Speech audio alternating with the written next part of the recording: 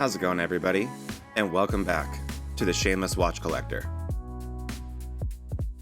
Now that we've done our top 10 of the best watches from China in 2025, it's time to zoom out and take a look at the rest of the world. Specifically, the brands taking risks the big brands just won't. And I'm talking about Microbrands. And 2025 was an insane year for them. Premium materials showed up everywhere, more originality than ever was on display. We got some new and unreal textures, and for once, a lot of the coolest stuff didn't require spending four figures, or even close to it in a lot of cases.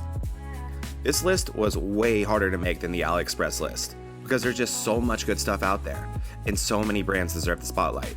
I could have made a list of 50 without repeating a dial texture or single brand. So every watch on this list is here for a reason. These are centerpiece watches, the kind you can build a collection around. Watches you can feel good about buying because they're creative, well-built, and made by people who are making the watch industry a better place for all of us. So just like the AliExpress list, we have 3 rules here. Rule number 1 is that every watch on this list has to be under $1,000. I'm still trying to keep this as inexpensive as possible while still showing off some of the most special pieces of the year from Microbrands. $1,000 felt like the perfect ceiling. And value did matter a lot here. There are watches on this list under $400 that definitely scored some big bonus points for squeezing every bit of quality out of the price. Rule number 2 is it had to be a 2025 release. Some were announced or teased earlier, but if they actually dropped, open orders, or delivered in 2025, they qualified for this list. And rule number 3, it's one watch per brand, because I want to spotlight as many of these companies as possible. And we'll be going all the way from 10th place to the SWC Microbrand Watch of the Year, the highest honor in the world of watchmaking, for those who weren't already aware. Put on a different suit and tie than the one you wore to the AliExpress award show, or people are going to judge you, and let's get into the best 10 Microbrand watches of 2025. So this list actually does have an honorable mention, and let's get into that one first. The Direnzo DRZ 07 Universo. This watch deserves the shout, but making the top 10 was just vicious this year. Direnzo is a Swiss-made microbrand led by Sergio Direnzo, and the brand has been building a reputation for doing modern design that still feels like watch design, not a concept car that never makes production. The DRZ 07 Universo launched in 2025, and the first reason it's here is sizing.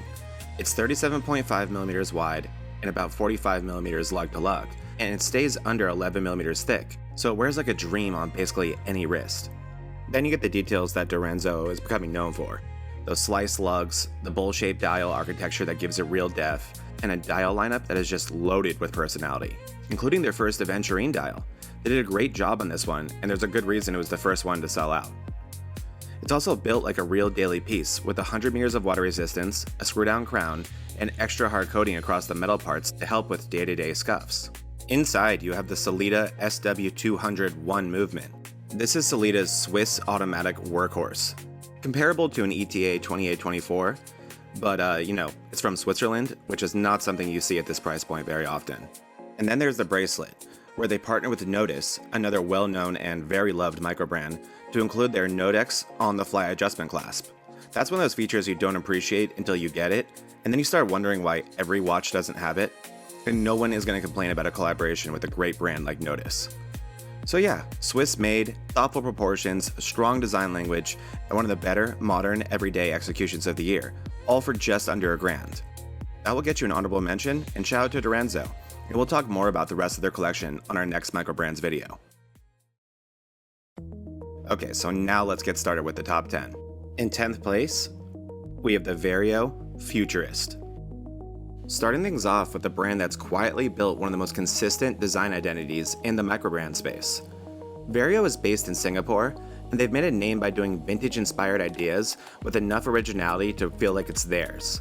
They definitely aren't trying to do a remix of something you've seen 100 times. The Futurist is their 2025 swing at 1970s space-age design. That phrase can sound vague, but you know when you see it. It's the era where everything got more geometric, harder angles, sharper surfaces, bolder shapes, because everyone was obsessed with the future. Cars looked like wedges, furniture looked like it belonged on a spaceship, and even everyday objects tried to feel futuristic in their own little ways. And that's exactly what this watch is doing. The centerpiece is the faceted sapphire crystal, and it's not in the tiny bevel way. This is a real design element. It's squared off, it has planes, and it catches light differently depending on the angle. It makes the watch look completely different in motion versus still in photos. That's what I like about it, especially based on how it looks in the videos. It doesn't come off as cartoonish at all. The crystal effect is there, but it still wears very classy.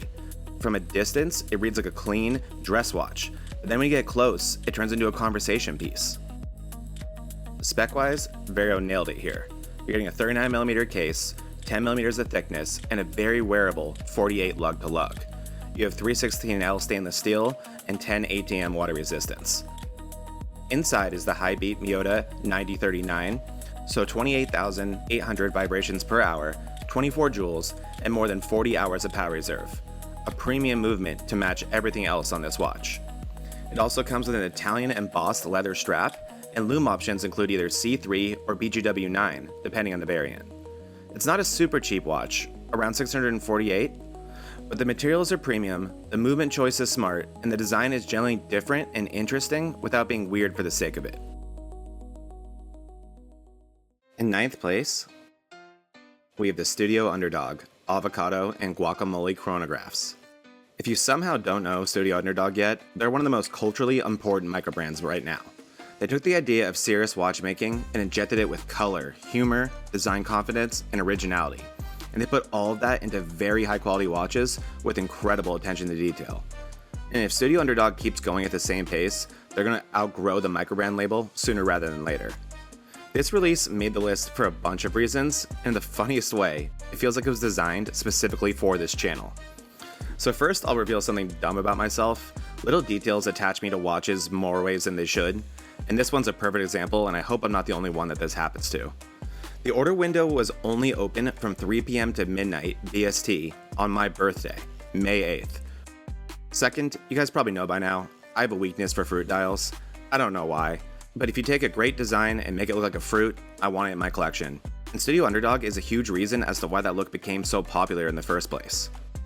And finally, this watch is Studio Underdog literally trolling a brand that we talk about all the time on the AliExpress side. Proxima. So here's the tea for those who don't know. Proxima did what Proxima does. They made an, let's just say, tribute to Studio Underdog's popular design language on the DSO2 with their PX1717. And then they leaned into avocado-themed variants on their own. So Studio Underdog responded the only way a confident and hilarious microbrand can, by playing what they called an Uno reverse card, and they designed their own version of Proxima's homage. What they did is also clearly spelled out why it's worth it to spend the extra money sometimes on the real thing, especially when the extra money isn't thousands of dollars.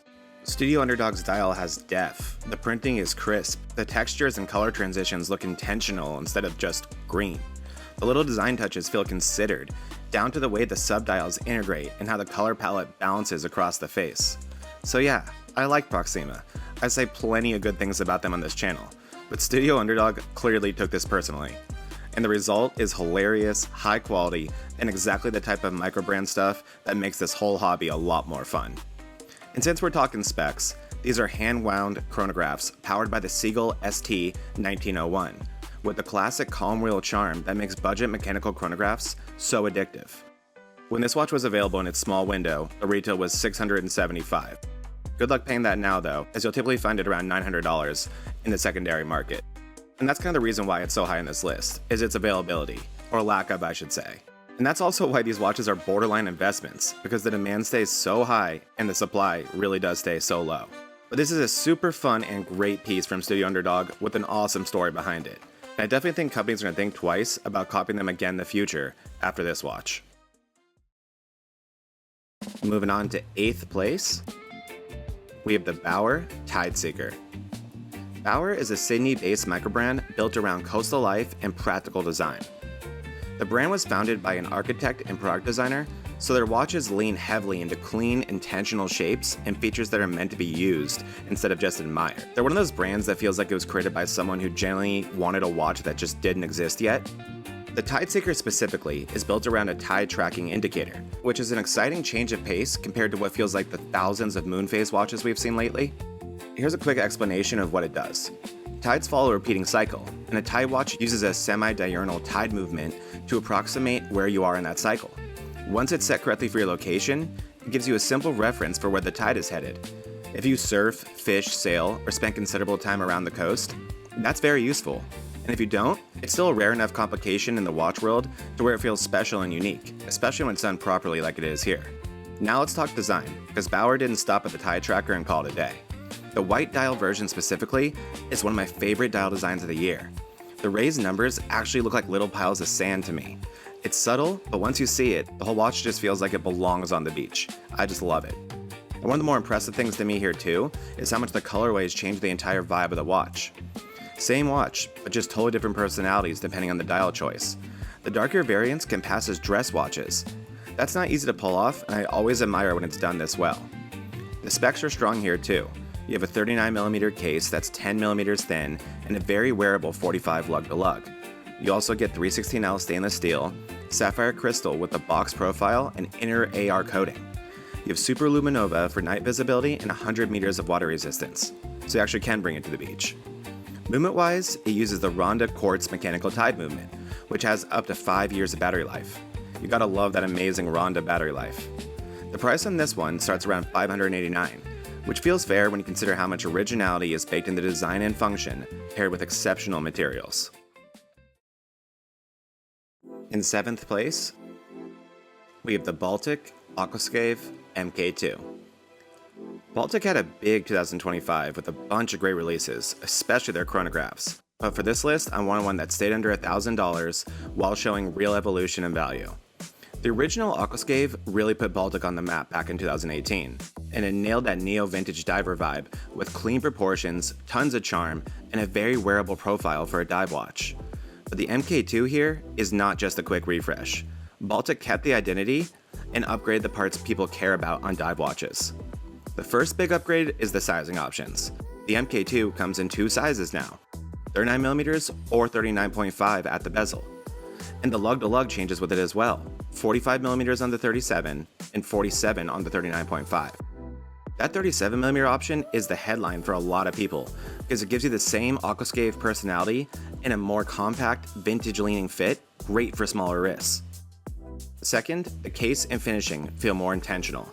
Baltic reworked the case geometry and the overall brushing so it looks sharper and feels more tool watch in hand than the earlier generation.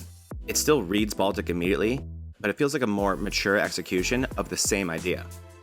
Third, the legibility and dial execution are improved. The MK2 moves into more block-style loom plots and updated dial textures and finishes depending on the colorway. It looks cleaner, more premium up close, and it wears more like a complete watch. And finally, the bezel action and bezel detailing are upgraded. The MK2 uses a redesigned unidirectional 120-click bezel, and the minute-by-minute bezel scale is crisper and more detailed.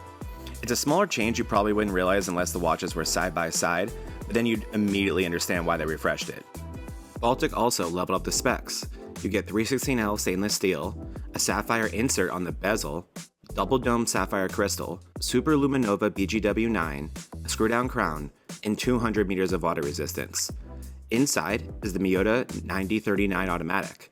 So this is one of those picks that's just hard to regret, because it gives you the personality of a modern microbrand diver with the refinement of something that's been improved over years by one of the best groups in the microbrand space. And regarding price, Baltic made sure to keep this as one of the best value prices in their entire collection. Only around 630 pounds on the rubber strap and 695 with the steel bracelet. In 6th place, we have the BOLDR Polaris Moonstone. We've already talked about BOLDR on this channel before, but they make so many strong watches that this one didn't even come up the last time. But it was also because I knew we'd be talking about them on this list. Also, if you've been paying attention to 2025 as a whole, the Venturine dials were everywhere. Microbrands especially leaned into Starfield dials in a big way. And if you're tired of it, I get it. I'm not, like at all, but I do understand. But BOLDR did do something different here. They didn't just use Venturine as a pretty texture. They committed to the theme and they built a functional concept around it. On the dial, you'll find 2 luminous constellations, the Big Dipper and the Cassiopeia. And those just aren't there to look super cool. They're used to locate Polaris, the North Star, which is an old-school navigation anchor. The dial is basically an analog reminder of how people oriented themselves before screens did everything for us. And for specs, BOLDR brought a ton to the table here. The case is titanium, 38mm across and 44 lug to lug, with 20mm lug width and about 12 thick, including the crystal. It has a screw-down crown at 4 o'clock and 200 meters of water resistance, and you get a flat sapphire crystal with AR coating. Inside is the Japanese NH38A automatic, which means no date, clean dial, better symmetry, and a robust, proven movement choice. The dial is aventurine stone, and the constellations have loom, which looks so freaking cool alongside the loomed hands. The strap is black polyester with titanium hardware. The case is screwed down with embossed constellation artwork to tie everything together. And I bet you weren't expecting this price, $399. That's one of the best value pieces on this entire list, and why it ranks so high. We have entered the top 5, and in 5th place, we have the Islander Aviate Harrier. Islander is one of those brands that's hard not to respect, but they keep proving the same point. If you choose specs intelligently and control your costs, you can deliver ridiculous value without cutting any corners. And when it comes to going all in on watch design themes, I don't think anyone can touch them. And this is a perfect example of that. This watch is a tribute to the Aviate B Harrier aircraft, and the best part is all the little details that connect the watch to the plane. Islander never slaps a logo or one little design piece on a watch to call it a theme or commemorative. They design it into every little aspect of the watch. The dial itself is the first place you see it. The entire face is built as a nod to the Rolls-Royce F402 engine. There are 23 radial straightens across the dial that mirror the look of the fan blades when you're staring straight into the front of the engine. Then they keep layering the aircraft references. The Harrier canopy is worked into the dial and even gets loomed so it shows up at night. And they didn't stop at the dial. The bezel is sapphire and also loomed, so the whole watch has an instrument feel that you'd want in an aviation tribute. Even the stuff that seems purely functional supports the theme. You get drilled lugs for quick strap changes, and they even include an extra brown leather aviator strap. Each watch is individually marked on the case back with its serial number, along with some awesome on-brand artwork. The case is stainless steel, 40.5mm wide, about 14mm thick, and 46mm lug to lug. The bracelet is also stainless steel, all with solid links. You get a domed sapphire crystal with inner anti-reflective coating, solid screw-down case back, and 200 meters of water resistance. The movement is the NH34 automatic, so you get the GMT function to track another time zone, which also fits this theme perfectly. And now the price. Islander had this one priced for just $379 when it was available for pre-order. Absolutely ridiculous. This is why Islander keeps showing up in conversations and on these lists. The value is unmatched, and the passion is undeniable. In 4th place, we have the Vaer D5 Pacific automatic 39mm, specifically the Anacapa and Tropic. I can't believe it took this channel this long to talk about Vaer, because they have become one of the strongest brands in the US microbrand space. They assemble here in America, and they've been steadily refining their designs. They're intentional about making watches that can be worn hard and daily without looking like a brick on your wrist. Vaer positions the D5 as the kind of diver that can hang with watches way above its price tier. They specifically say it's designed to match the quality of a $3,000 watch. And I'll keep it real, that sounds like marketing most of the time, until you look at the material choices and execution of this watch and see that they weren't bluffing in the slightest. This 2025 generation leans into the ocean-inspired designs, but with a new fresh take, and they execute it flawlessly. So this is the 39mm version, so it's a very wearable modern diver size. You're getting sapphire crystal, 200 meters of dive-ready water resistance, and inside is the Miyota 9015 automatic, so that's 28,800 vibrations per hour, hacking and hand winding, and a power reserve a little north of 40 hours. Also for 2025, Vaer updated the dial layout and hardware on these, and it made a big difference. You've got applied markers, a refined handset, and the overall dial looks far more premium than earlier iterations. The dial has a ton of depth and texture, and the loom performance is unbelievably strong on both the dial and hands. But also, a big reason this one lands so high for me is this is the second watch on the list where I have a dumb emotional attachment to it like I did with the Studio Underdog, specifically the Anacapa edition. It's designed around the Channel Islands here in California, and that spot holds a very special place in my heart and a genuinely important place in my life. And it's really not often that you see a watch designed specifically around this small little area in California. I honestly can't think of another example. That alone makes this watch feel very personal, and the design nailed exactly what they were going for. The watch isn't necessarily cheap at $699, This is one of Vaer's most popular and important pieces for a reason, and the materials and execution show why this watch targets those 5 times its price tag. We have reached the podium, ladies and gentlemen, and in third place, we have the Henry Archer Ohav Ad Astra Adventurine. Henry Archer has been on a heater for the past few years, and I generally didn't know how they were going to level up again in 2025 because they've already been delivering ridiculous build quality and finishing for the money, but they somehow found a way. And the funny part about this watch is, yes, it has an Adventurine dial, yes, I'm an Adventurine sucker, but the dial is not even the most impressive part about this watch to me. This one is all about materials, proportions, and execution.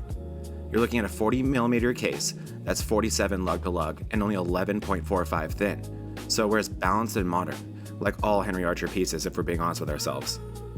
Water resistance is 200 meters, and you get a sapphire crystal up top. The movement is the Miyota 9019, which is one of the more premium and slim automatic movements out there, and a big part of how Henry Archer achieves such impressive dimensions on this watch. For lume, you get Swiss Super Luminova white grade with high performance spec. Then you get the usual Henry Archer stuff: insanely crisp finishing, sharp case lines, and a watch that looks like it costs 10 times its price. The bracelet and overall hardware quality are a big part of that. Henry Archer tends to nail the feel in hand with solid links, tight tolerances, clean transitions, and the kind of fit that doesn't rattle around. And now onto the dial. Did you expect anything else from this company besides creating one of the best Adventurine dials you will ever see? I love how incredibly dark the blue is, looking black in some angles. And this one nails the perfect balance of having tons of sparkle and shine, while still looking premium and not the slightest bit tacky. The date window is also placed perfectly, bottom center, so the symmetry stays intact and the design stays tasteful. That's a little choice that makes all the difference on an Adventurine dial watch. The price on this one is $717, which stays in line with the rest of the collection from Henry Archer. But they really nailed this watch, and they didn't treat Adventurine like a gimmick or one-off. They built the entire watch around it and made sure every other part of the package could keep up. That's why it works as a centerpiece, and that's why it's one of the best Microbrand watches of the year. We've reached the runner-up. In second place, we have the Batavi Marina Chronograph. Batavi is a Dutch microbrand, and this is one of my favorite releases of the year because it feels like only a microbrand could do this. And it's also because sometimes I do fall for what people would call a gimmick, but this is the good kind of gimmick, the kind that's rooted in creativity. Batavi paired this watch with a dedicated eau de parfum, basically a more concentrated cologne. It's called Batavi Marina, and it's designed to complement the vibe of this piece. I don't know why, but I think that might be the coolest thing I've seen in the watch world all year. But before we even get into the scent, let's talk about the watch. This is a nautical-inspired chronograph that pulls from vintage yacht timers, so it's colorful, playful, and full of character. The movement inside is the Seagull ST1901 hand-wound chronograph, and the sizing is 38mm wide, 46 lug to lug, with 20mm lug width. So it wears compact, which is exactly what you want in a vintage-style chronograph, and you also get 50 meters of water resistance. It comes on a premium stainless steel bracelet with a quick release, and it ships with a proper presentation kit that includes both the watch and scent bottle. Now the dial options. There are 4 different styles, and what's impressive is they don't feel like minor color tweaks at all. They feel like entirely different watches. You can pick the one that matches your personality, or you can own multiple from this collection because they feel so different. My personal favorite is the Sunrise. That is just such a cool watch. But they didn't just pick good colors, they built the dials with a layered sandwich style construction. There's a colored base layer, then a transparent top layer sitting over it, and the printing lives on that top layer.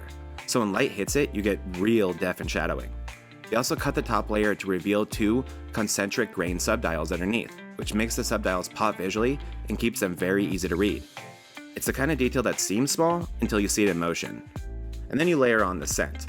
The whole reason this watch works isn't because it comes with a scent, it works because the watch itself is generally well designed first, and then the scent is just this fun extra layer you can choose to enjoy or ignore. And that's exactly what microbrands do better than big brands. They create experiences around their watches. In a perfect world, I'd love to see them do scents for all the different dial variants one day, because they're all so different. But I understand that probably was not in the budget right now, so as a first swing, this is such a fun and confident idea. Price-wise, this one sits at around £699, which is a great deal for a premium original watch you're getting that can call itself the first to do something in the watch world. And as someone who also enjoys cologne, but doesn't really enjoy how expensive it is, it's honestly a huge win and added value if the scent smells to your liking. The notes are said to include grapefruit, lemon, sandalwood, and a base of musk, ambergris, and cedar. It's meant to smell like sea salt, sweet sunscreen, and sun-warmed wood. It sounds nice to me. I think I like it, and it does match this watch perfectly. Alright, my friends, we have reached the end. The 2025 SWC Microbrand Watch of the Year goes to the Zelos Blacktip 41mm. Zelos is probably my favorite microbrand right now. And if you've watched this channel for any amount of time, you probably know why also. Nobody is doing textures, quality, and value quite like them. Especially when you look at how much personality they pack into every release. And 2025 felt like yet another step up for them. First, let's address the elephant in the room, as I've seen the comments. People are saying they feel priced out by Zelos lately. And I do get it. Zelos used to feel like a cheat code. Like you were getting a watch that should cost double for a price that made 0 cents. But here's my argument. They're still doing the should cost double part. And you look at what they're putting in their cases right now, the dials as well, and the bracelets, their pricing is making even more sense in my opinion. It's just not as shockingly low as it used to be.